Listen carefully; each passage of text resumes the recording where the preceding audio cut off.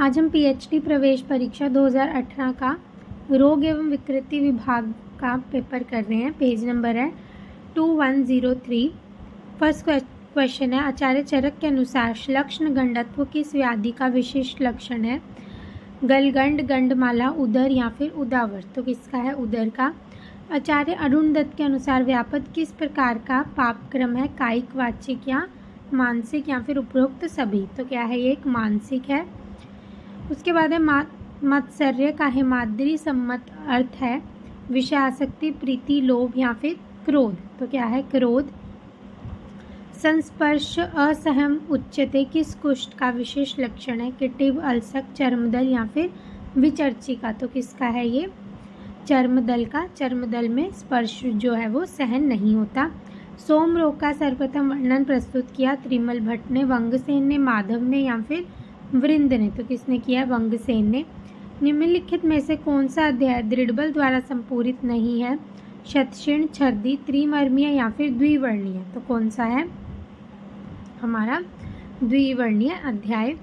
आचार्य चरक के अनुसार दुखों का कारण है धातु वैषम्य, तृष्णा, उपधा या फिर विषम चेष्टा। तो क्या है?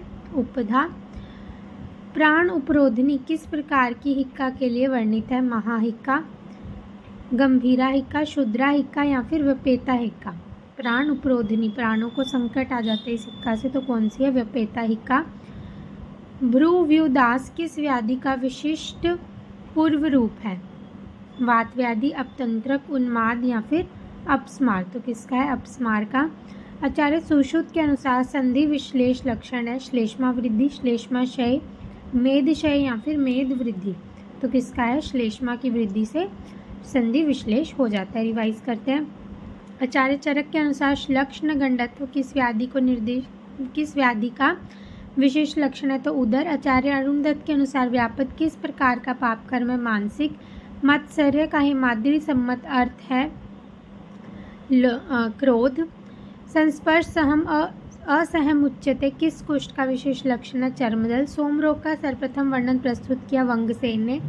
निम्नलिखित में से कौन सा अध्याय दृढ़बल द्वारा संपूरित नहीं है? तो द्विवर्णीय चिकित्सा। आचार्य चरक के अनुसार दुखों का कारण क्या है? उपधा। प्राण उपरोधिनी किस प्रकार की हिक्का के लिए वर्णित है? तो व्यपेता हिक्का के लिए।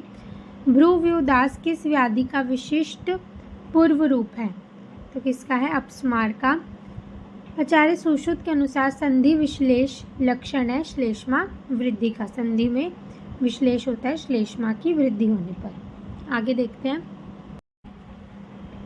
ओसीडी नामक विकार है परसेप्शन, थिंकिंग, मेमोरी या फिर जजमेंट। तो क्या है ये? थिंकिंग। बाइपोलर डिसऑर्डर है mood disorder, neurotic disorder, behaviour disorder या फिर पर्सनैलिटी डिसऑर्डर। तो ये क्या है? एक mood disorder.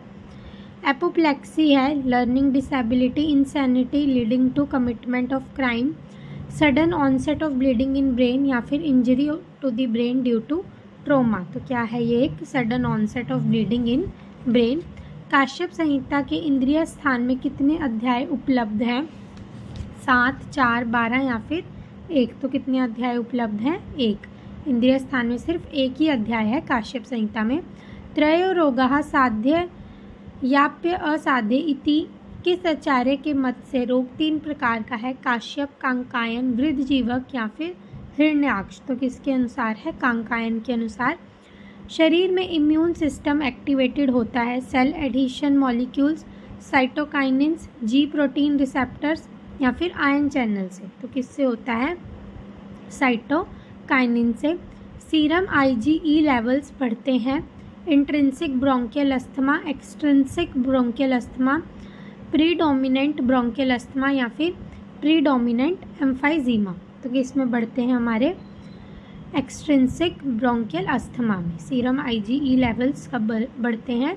Extrinsic bronchial asthma में। ठीक है।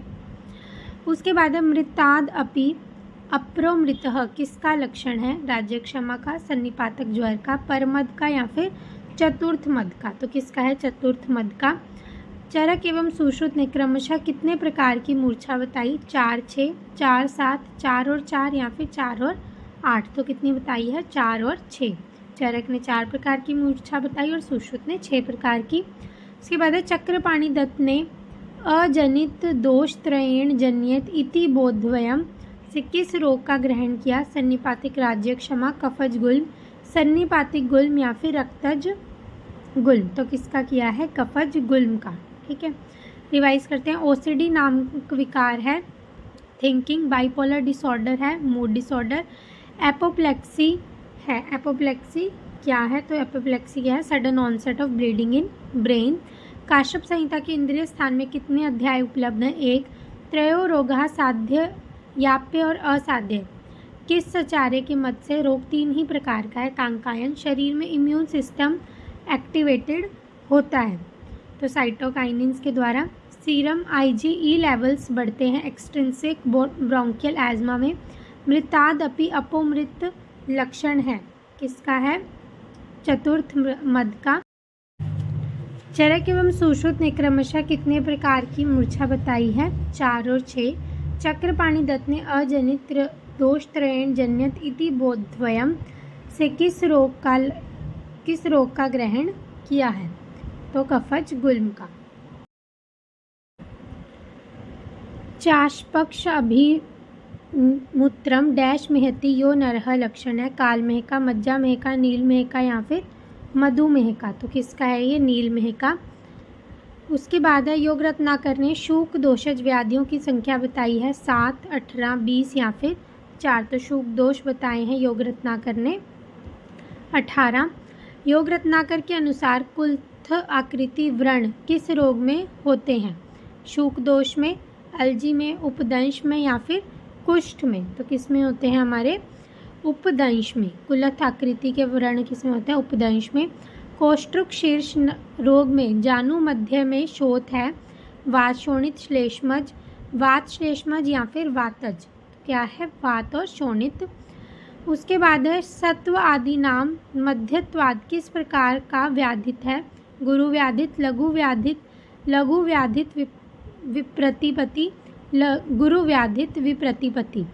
तो क्या है ये? एक लघु व्याधि। उसके बाद है पुरीश जास्तुस्यम समुत्थानाम डैश तेषाम स्थानम पक्वाश्य तुल्य समुत्थानाम के कारण होता है श्लेष्मज, वातज, पित्तज या फिर रक्तज। तो क्या आएगा इसमें? श्लेष्मज। चरक ने चिकित्सा उपयोगी दशविध परीक्षाओं के लिए किस अवयव में दशविध रोगी परीक्षा का समावेश किया? प्रवृत्ति, देश, कार्य, योनि या फिर कार्य। तो किस में किया है? देश में। अलाबु पुष्प संकाश त्वक विकार किस कुष्ठ का लक्षण है? औदुंबर, कपाल, सिद्धम या फिर मंडल। तो किसका है? सिद्धम का। सिद्धम में जो है वो कुष्ठ का जो अपीयरेंस होता है वो अलाबु पुष्प के जैसा होता है। उसके बाद है क्रिक का लाश संस्पर्शन पूर्व रूप है क्रिकल कुष्ठ, काकणक कुष्ठ, शोष या फिर उन्माद। तो किसका है ये? शोष का। अशुचि द्वेषिणम लक्षण है भ्रम प्रकृति, याम्य प्रकृति, वारुण प्रकृति या फिर वात प्रकृति। तो किसका है ये? वारुण प्रकृति का, कि उसको अशुचि से द्वेष होता है। ठीक है। चरक ने इंद्रिय स्थान के किस अध्याय में म्रियमाण देह के कार्मिक लक्षणों का वर्णन किया? वर्णस्वरीय, परिमर्शनीय, अणुज्योति या फिर गोमय चूर्णीय। तो किसका किया है? गोमय चूर्णीय। पन रूपीय में पन शब्द का क्या अर्थ है? पीत छाया, हरित छाया, नष्ट रूप या फिर पन वर्ण छाया। तो क्या है इसका? नष्ट रूप। रिवाइज करते हैं। चाश पक्ष अभिमूत्रम डैश मेहती यो नरह किसका लक्षण है? नीलमेह का। योग रत्नाकर ने शूक दोषज व्याधियों की संख्या बताई 18। योग रत्नाकर के अनुसार कुलथ आकृति व्रण किस रोग में होते हैं? उपदंश में। कोष्ठुक शीर्षक रोग में जानु मध्य में शोथ है, वात शोणितज। सत्वादि नाम मध्यस्थवाद किस प्रकार की व्याधि है? लघु व्याधि।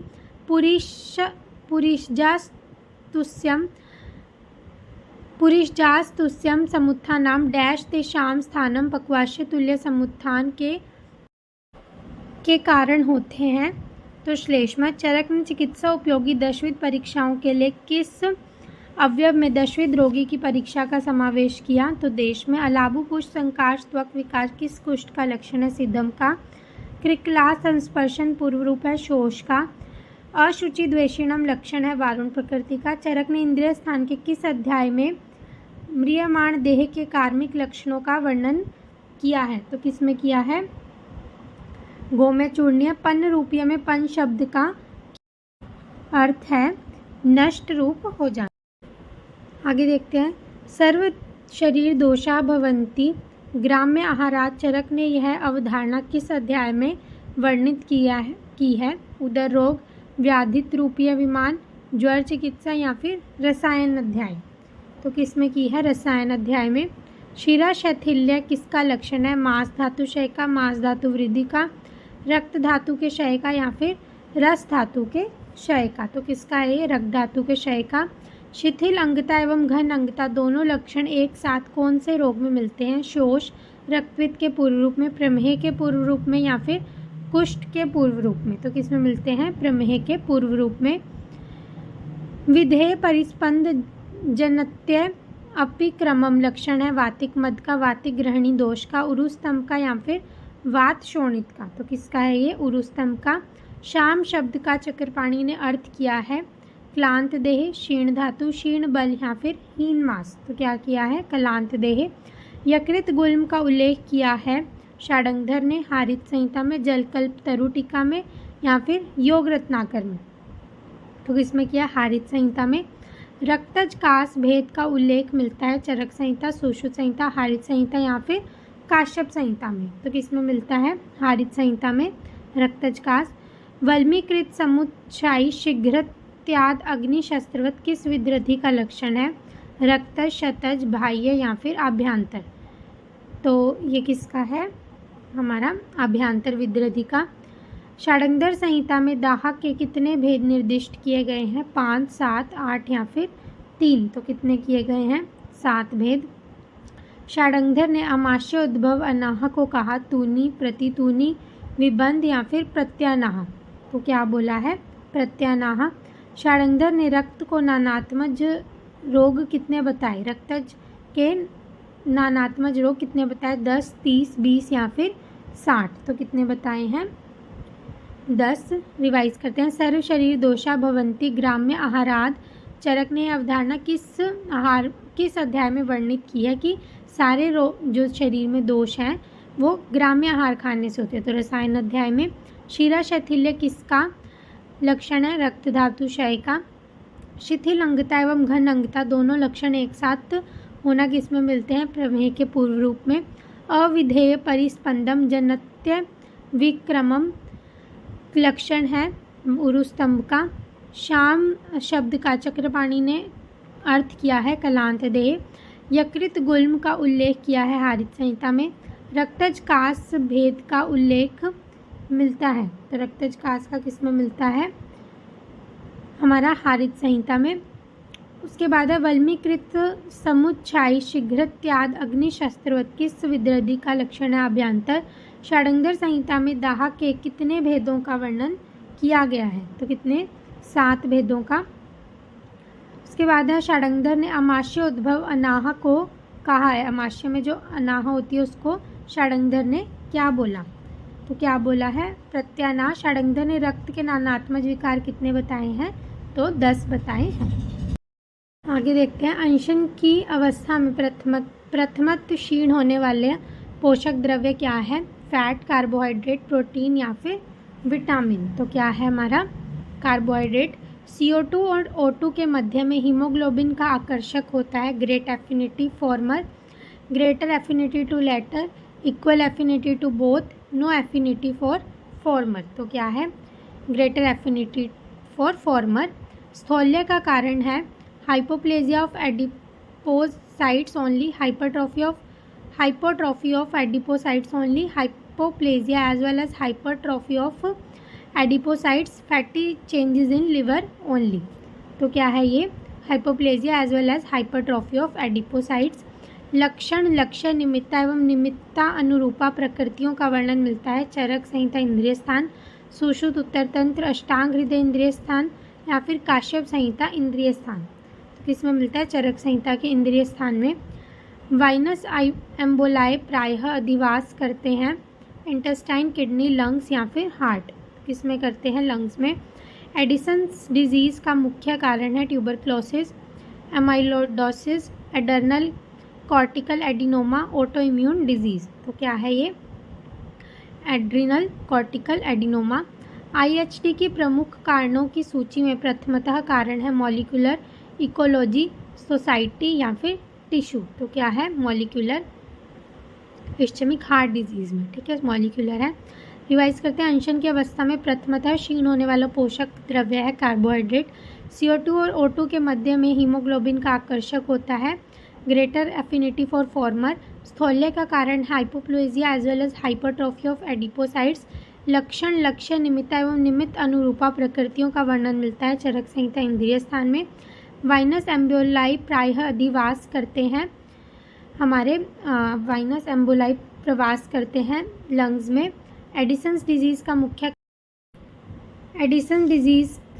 मुख्य कारण है हमारा एड्रिनल कॉर्टिकल एडिनोमा। IHD की प्रमुख कारणों की सूची में प्रथमतः कारण है मॉलिक्यूलर। Thank you.